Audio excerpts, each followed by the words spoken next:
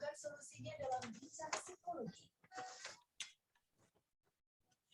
Temukan solusi.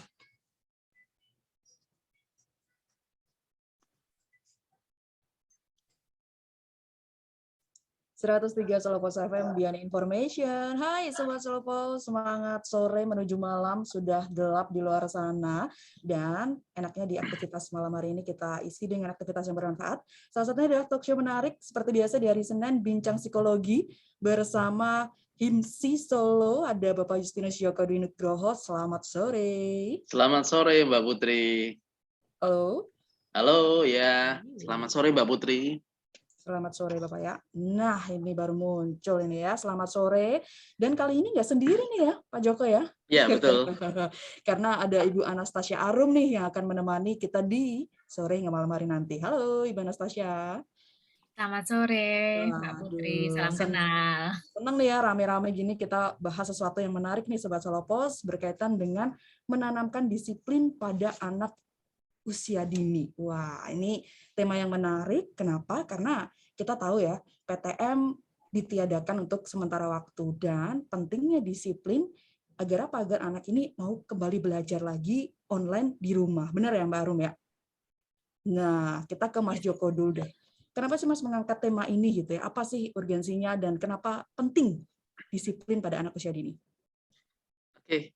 Terima kasih Mbak. Jadi saya melihat bahwa di masa pandemi ini kan masalah utama dari orang tua, entah dari pendidikan manapun itu, anak saya terutama yang pendidikan usia dini ya. Ini makanya beberapa waktu yang lalu saya juga sempat ngobrol sama Mbak Arum. Ini tadi kan waktu kita sebelum on air juga sempat ngobrol. Saya mikir kalau anak guru TK itu seperti apa ya.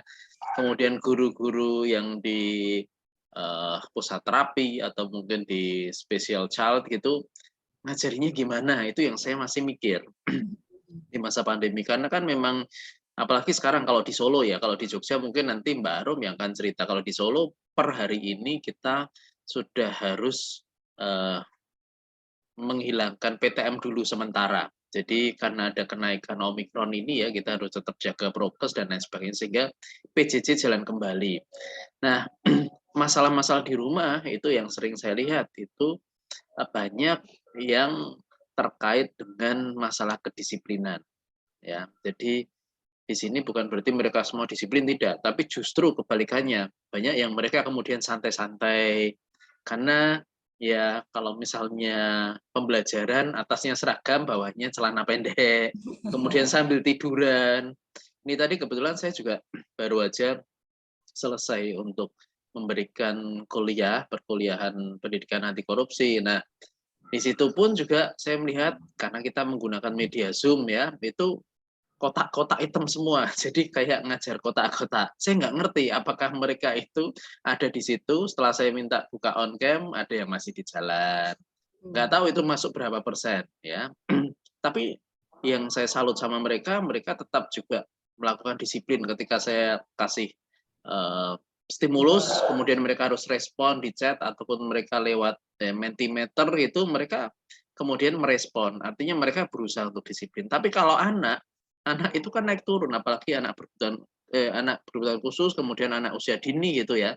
Maka saya bawa ini beliau ini pakarnya, beliau sudah pengalaman banyak karena kebetulan beliau juga kepala sekolah di TK Bangka Luhur Yogyakarta. Jadi mungkin bisa bercerita keadaan sebenarnya terkait dengan kedisiplinan anak di masa pandemi itu seperti apa. Karena nanti juga akan terkait juga dengan orang tua gitu Mbak Putri.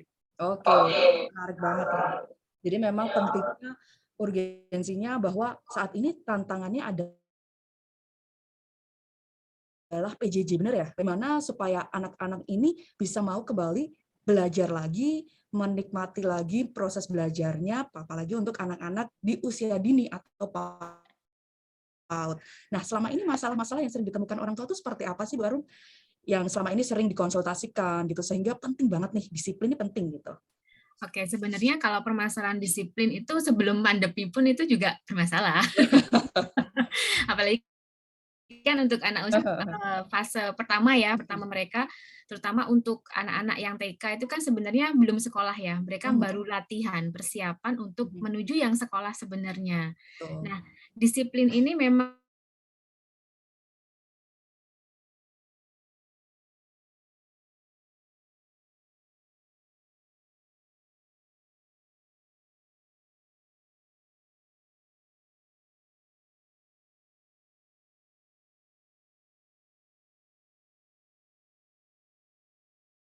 masuk, tetapi memang jumlahnya sangat kami kurangi.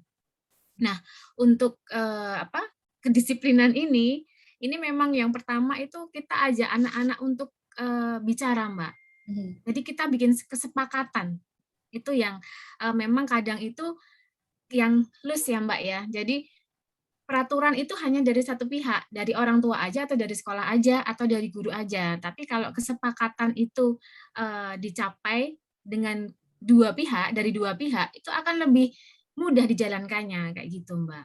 Oke, jadi bagaimana kesepakatan itu bisa dipahami gitu ya? Karena kan kita kan ini kesepakatannya sama anak kecil nih. Kadang-kadang mereka kan mainnya nangis gitu ya kan. Kalau udah nangis nggak selesai-selesai, udah deh orang tuanya ngalah deh ya. Nah, disiplinnya terus hilang lagi. Nah, konsistensinya seperti ini tuh memang jadi challenge berarti ya, Mbak, bener ya? Bentar, Mbak. Ini ke unmute ini, Mbak Arum. Ya. Nah, dibuka dulu unmute-nya. Oke. Sip, gimana? Oke, ini mungkin saya share pengalaman saya sendiri di rumah ya, Mbak ya. Kebetulan saya ada 2 anak saya yang pertama itu kelas 6, yang kedua kelas 3 SD. Ini kesepakatan itu sudah sejak kecil saya buat dengan anak saya. Contoh kecilnya, ketika saya ajak nih anak saya, kita mau ke mall jalan-jalan. Kita mau ke mall, Ibu kasih 2 opsi gitu. Makan atau beli mainan, contohnya kayak gitu ya, Mbak ya. Oke, kesepakatannya dari rumah kita makan. Terus ketika sampai di mall, mereka lihat mainan. Mereka mau pengen sampai nangis pun nggak akan saya belikan. Dan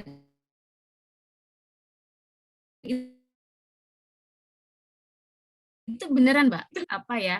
Puji Tuhan lah emosinya bisa saya kontrol. Jadi ketika di mall gitu, di tempat mainan gitu dia diam aja. Dia diem aja lama gitu. Dia pasti berusaha untuk, ibunya, ibuku nih mau nggak ya beliin aku? Oke Ibu, tinggal ya, sudah ya Dek. Dia diem aja. Tapi Dek, diem aja. Oh ini dia ngetes saya nih. Tapi saya tetap jalan aja. Akhirnya dia, aku sebenarnya pengen Bu. Oke, kan tadi kita sudah sepakat, hari ini tadi adik milih apa? Milih makan kan? Nah, seperti itu sih Mbak. Jadi orang tua itu memang harus tanda kutip tegas, tegel. Meskipun satu sisi saya juga, kasihan gitu. Tapi kalau saya turutin 1 kali, besok dia akan pakai lagi cara dia seperti itu. Dan itu benar Mbak, saya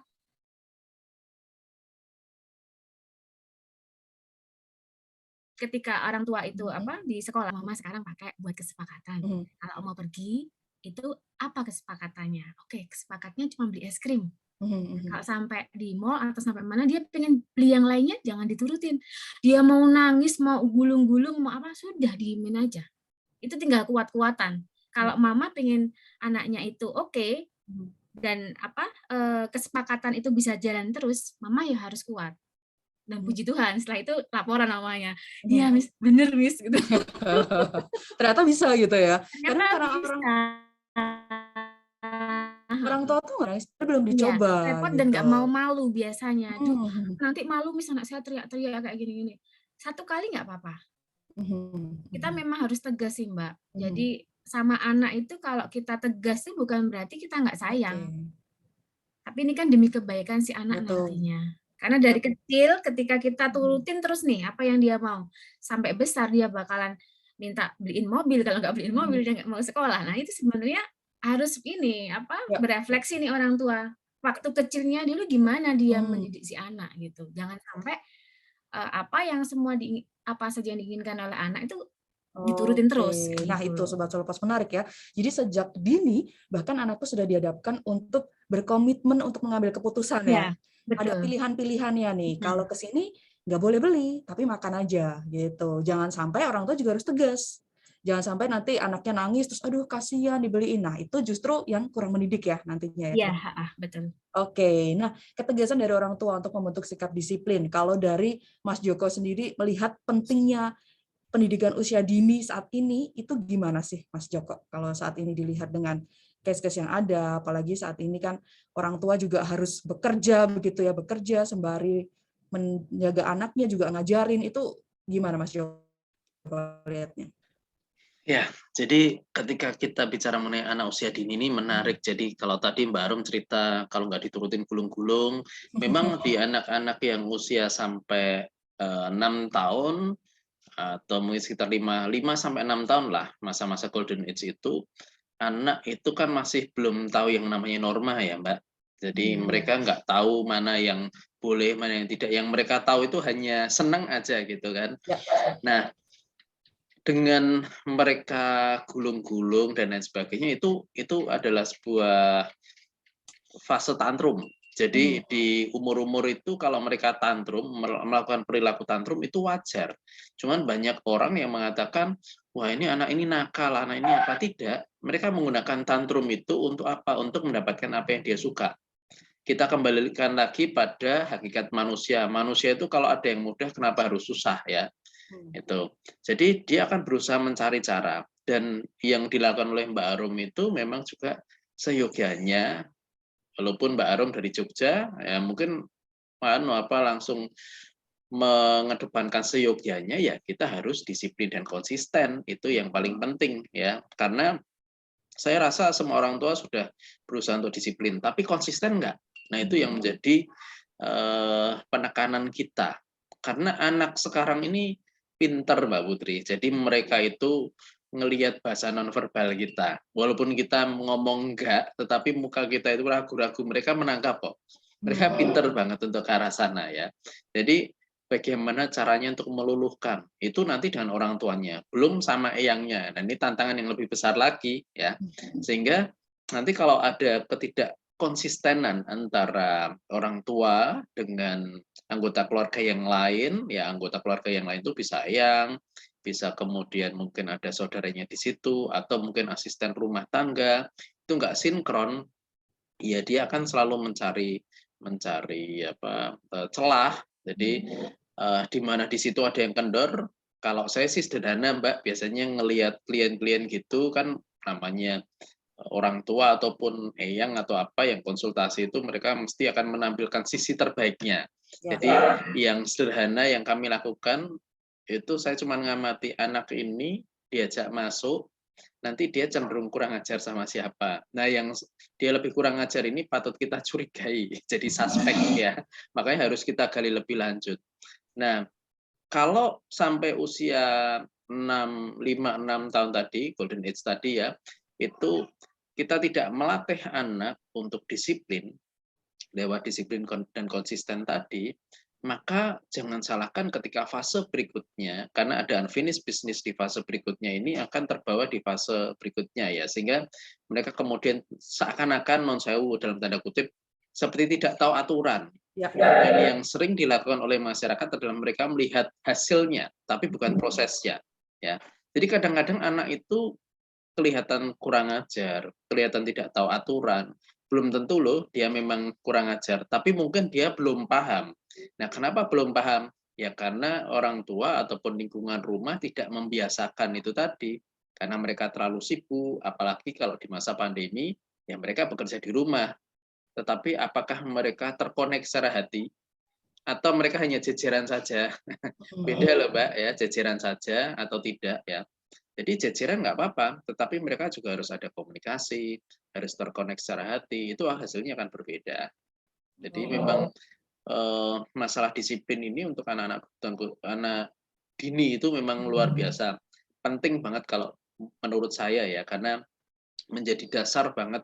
Maka saya sempat dulu kepikiran guyonan sama teman-teman, Janeki yang dapat sertifikasi paling tinggi itu harusnya guru TK atau guru PAUD ya, karena memang memberikan dasar itu nggak main-main loh Mbak. Kalau kami kan sudah terima hasil jadinya, entah jadinya kayak gimana ya. Jadi saya sempat guyonan karena memang ya itu tugas guru TK itu bukan hanya sekedar main-main, tapi bermain, tapi ada sebuah nilai-nilai yang dimasukkan lewat permainan itu.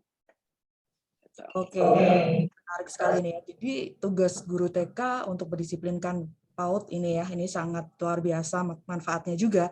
Bagaimana nanti disiplin itu bisa membentuk polanya dia, kebiasaannya dia, bisa bermanfaat untuk masyarakat. Itu yang penting ya. Nah, Sobat Solopos yang mau gabung, bisa langsung WA ya di 081226103103. Bisa tanya apapun berkaitan dengan anak Anda, terutama ketika ingin mendisiplinkan perilakunya yang lebih baik lagi. Jangan kemana-mana, stay tune terus di sini, 103 Solopos FM, Beyond Information.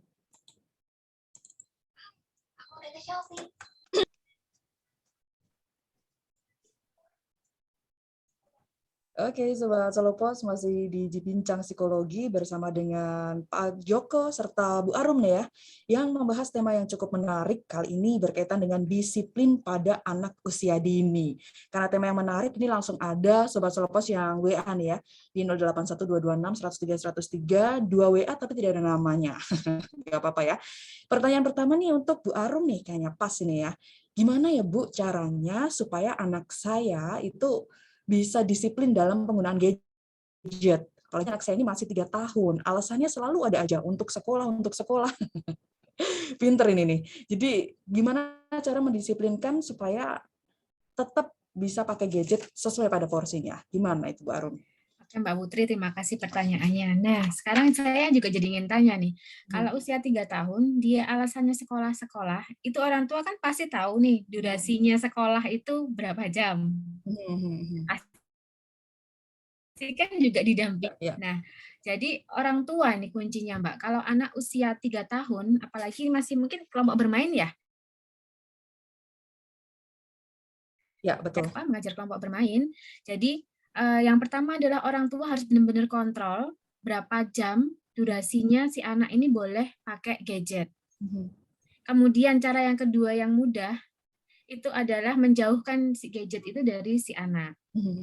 Dan juga orang tua harus mau menjelaskan kepada anak, Dek, berapa lama anak itu boleh pakai gadget ini untuk sekolah. Kan nggak mungkin nih kalau anak usia 3 tahun kok sampai 3-4 jam main gadget. Nah, saya ada tips nih, Mbak, untuk anak-anak. Tipsnya kolam ya, Mas ya, Mas Joko. Saya singkat nih, Mas, Mbak Putri. Kolam. Yang pertama adalah kesepakatan. Jadi, meskipun anak ini masih usia 3 tahun, itu kita ajak untuk buat kesepakatan. Oke. Berapa lama yuk kira-kira kita mau pakai gadget. Oh, adik sekolahnya 30 menit atau 60 menit. Oke, berarti sudah 1 jam. Oke, nanti adik boleh nonton YouTube nih 30 menit atau 15 menit tapi break dulu. Itu nanti bisa dihitung mungkin 2 jam sampai 3 jam itu masih oke lah karena pandemi ini ya.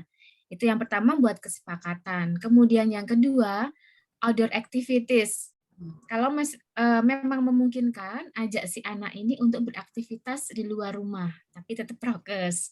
Contohnya bisa ajak si adik itu sepedaan, kemudian jalan-jalan, jalan-jalan sehat, jalan pagi itu loh Mbak, olahraga gitu, terus bisa juga main mungkin kejar-kejaran itu loh Mbak, mungkin kalau punya kakak atau saudara bisa diajak main peta umpet ya, peta umpet, terus engklek dan lain-lain kayak gitu, itu outdoor activities.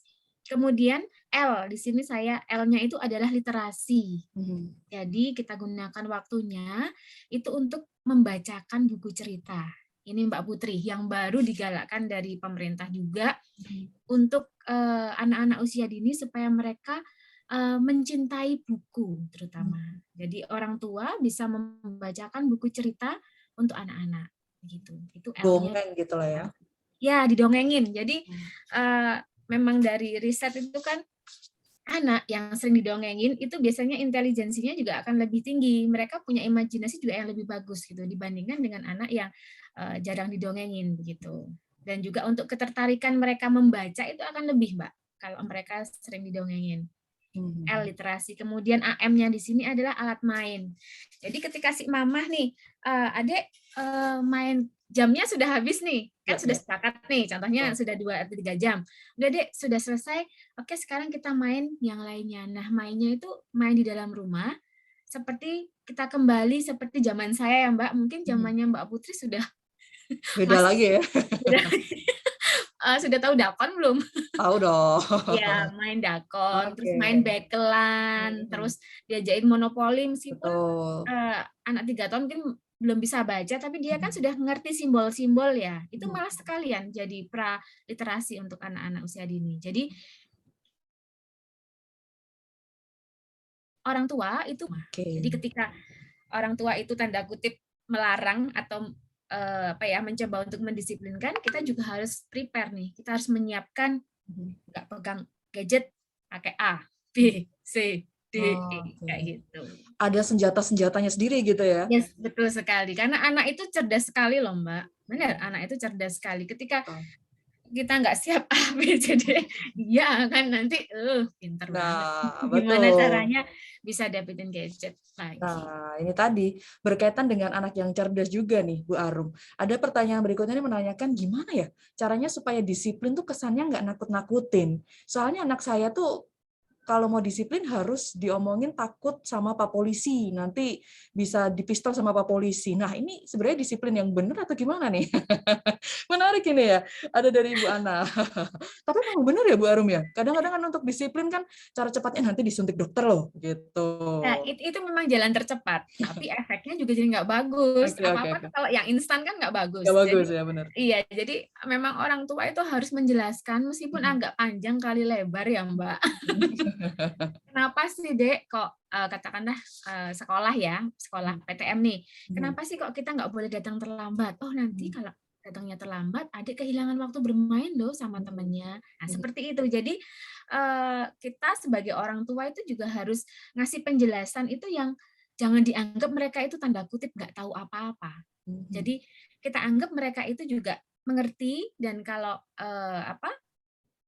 katakanlah mereka dianggapnya masih putih kosong, ya kita masukkan hal-hal yang baik, hal-hal yang positif yang bisa mereka bawa sampai besar nanti. Jangan sampai malah tadi yang takut sama Pak Polisi. Itu kan ke bawah sampai besar bisa fobia ya. Sama polisi. Iya, betul. Jadi pengalaman saya juga banyak yang mereka itu ditakut-takuti di masa muda ya. Jadi kalau kita menggunakan teorinya psikoanalisa Sigmund Freud itu kan melihat apa yang terjadi sekarang itu pasti terjadi sebuah hal yang tidak benar di 5 tahun pertama. Nah, mungkin juga ditakut-takutin ini juga sangat berpengaruh ya. Artinya kasihan deh itu Pak Polisi, dokter itu ya, nanti orang ditanya cita-citanya apa, nggak mau jadi dokter. Sariawan semua ya kan? Takut-takutan. Dirasani terus itu sama ibu-ibu. Iya. Disuntik nanti. Nanti disuntik. Jadi banyak yang mereka takut, ada fobia segala macam. Jadi kalau kita bicara mengenai disiplin itu seperti yang tadi dikatakan oleh Mbak Arum, kita harus memberikan gambaran konsekuensi logis ya.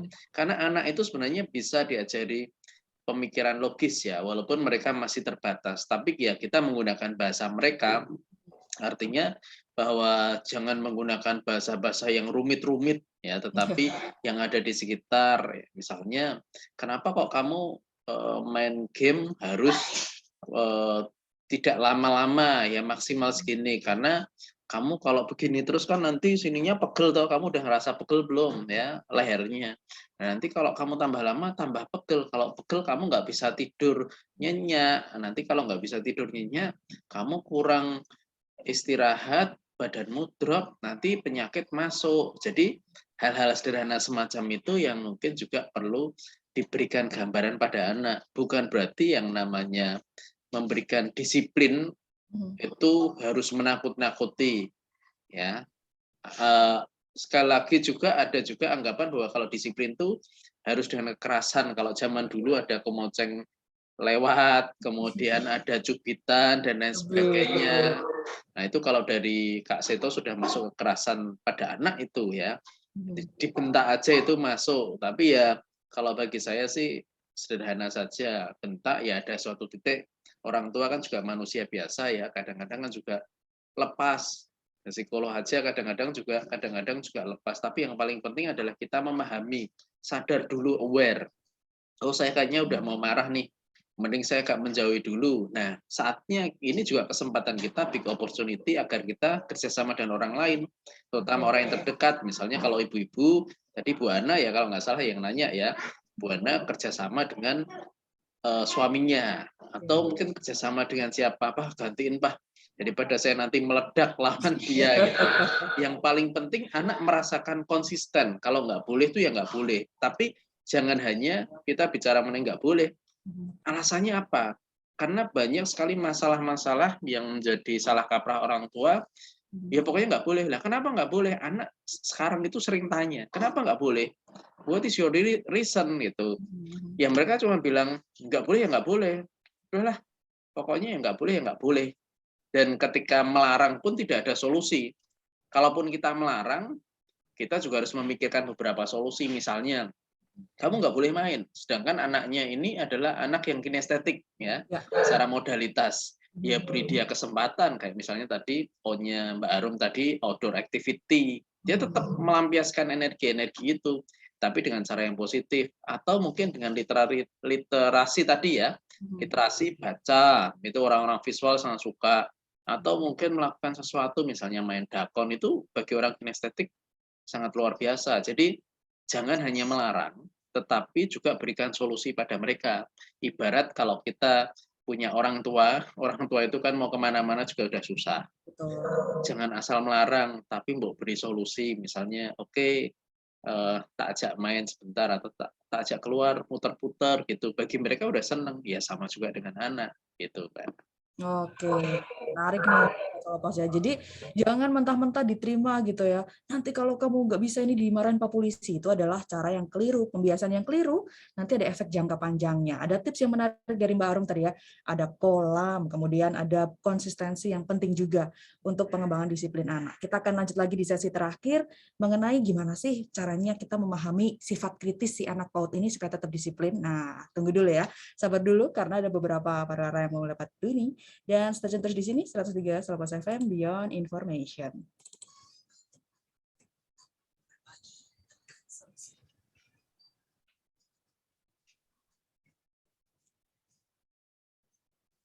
Sesi terakhir di Bincang Psikologi, kalau temanya menarik tuh ngobrolnya nggak kerasa ya, Pak Joko, Mbak Bu Arum ya, benar ya?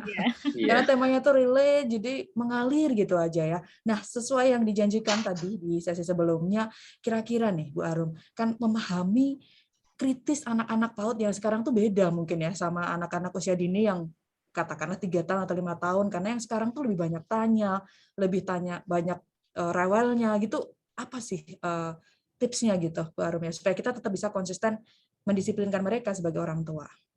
Tipsnya orang tua harus sabar. Itu yang pertama. Ya, benar. Untuk melatih kesabaran itu kan perlu training ya, Mas Joko ya, perlu latihan itu. Orang tua harus sabar, kemudian orang tua juga harus nggak kalah kreatif. Karena untuk anak-anak ini kan masih masa mereka tahu mana yang baik, mana yang buruk. Ini orang tua harus menghadirkan yang baik dan buruk ini dengan cara yang kreatif gitu. Jadi nggak harus dengan ceramah lah, nggak model ceramah, tapi bolehlah diajak nonton film yang konten filmnya itu menunjukkan nih mana yang baik, mana yang buruk. Itu bisa lewat film. Kemudian yang kedua bisa lewat buku, karena buku ini termasuk salah satu cara yang oke banget, Mbak, kalau buat saya. Tidak hanya untuk menanamkan karakter ya, tetapi juga secara menumbuhkan rasa cinta untuk membaca, cinta pada buku ini bagus sekali. Itu, Mbak. Jadi memang ada 2 tips utama ya Bu Arum. Yang pertama, orang tua harus terus belajar nih, mempersiapkan semuanya, apapun aktivitas anak tuh untuk perkembangan si anak juga gitu ya. Yang kedua yang gak kalah penting adalah sabar itu tadi ya. Tantangan banget ini. Ya, tantangan gitu ya. Jangan berarti ketika anaknya nangis, ngerang-ngerang, terus kita bisa memberikan semuanya yang diinginkan anak, karena itu belum tentu baik untuk dia, begitu ya.